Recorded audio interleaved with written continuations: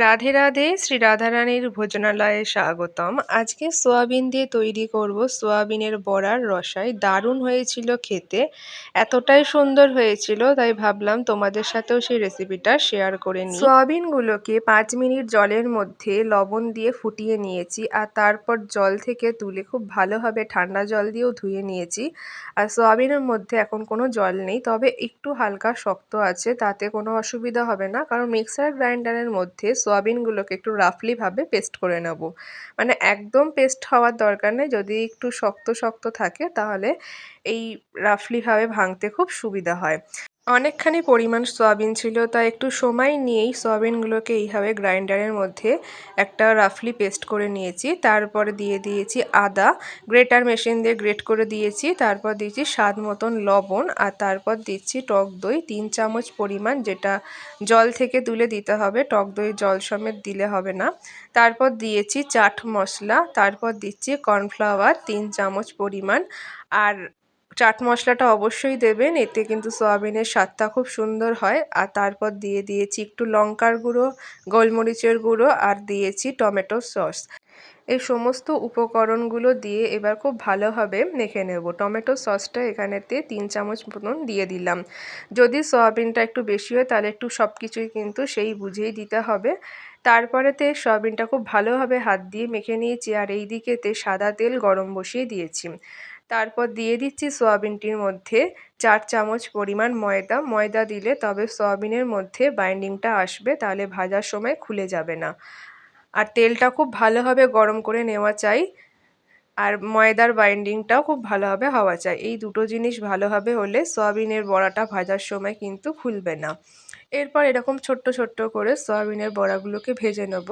সয়াবিনের কোফতা তো এক রকমের হয়ে থাকে, কিন্তু সয়াবিনের এই বড়া দিয়ে রসাটা কিন্তু খুব সুন্দর হয়েছিল। একদম অল্প কিছু মশলা দিয়েই তৈরি করব, যেহেতু সয়াবিনটার মধ্যে অনেক কিছু দিয়ে সয়াবিনটাকে রেডি করেছি, তার কারণে কিন্তু রসায়নের মধ্যে অন্য কোনো বেশি মশলাপাতি কিছু দেব না, এমনি স্বাদ খুব সুন্দর চলে আসে।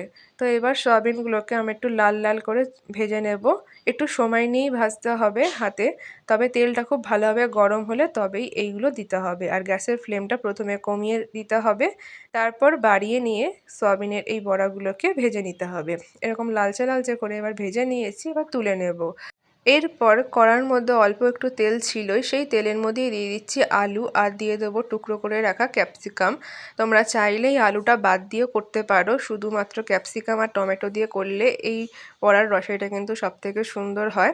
তো আলুটা আমি দিয়েছিলাম সেদিনকে, সেটাও কিন্তু মন্দ হয়নি। তারপর ক্যাপসিকামটাও দিয়ে দিলাম। এবার স্বাদ মতন লবণ আর হলুদ দিয়ে একটু নেড়েচেড়ে নিয়ে চাপা দিয়ে ভেজে নেব, যাতে আলুগুলো একটু নরম হয় আর তাড়াতাড়িও ভাজা হয়ে যায়। যেহেতু আমি বেশি তেল দিয়ে রান্না করছি না, তাই ঢাকা দিয়ে রান্না করলে তাড়াতাড়ি ভালো হয়।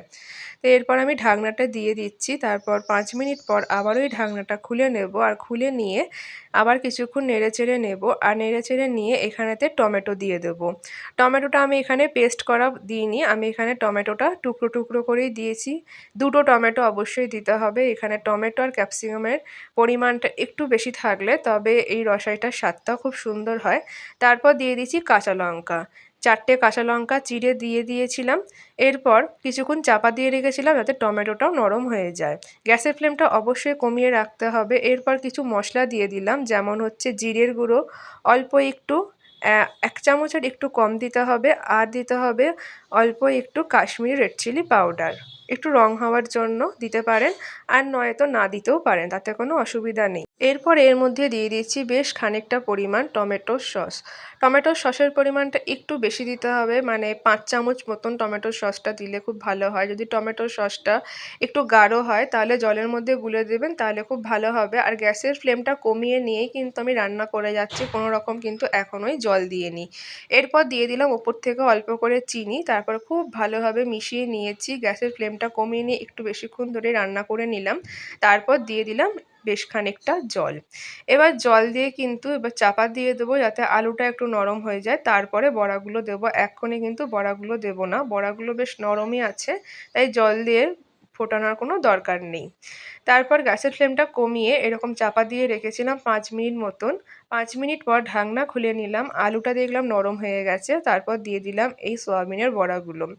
যদি আলু ছাড়া করা হয় তাহলে কিন্তু আরোই সুন্দর হবে, যেহেতু এটা টমেটো সসের একটা গ্রেভি রয়েছে, তার কারণে কিন্তু এই স্বাদটা আরো সুন্দর হয়। আর এই বড়াটা যা দিয়ে তৈরি করা হয়েছে, বড়ার স্বাদটা কিন্তু আরো সুন্দর হয়।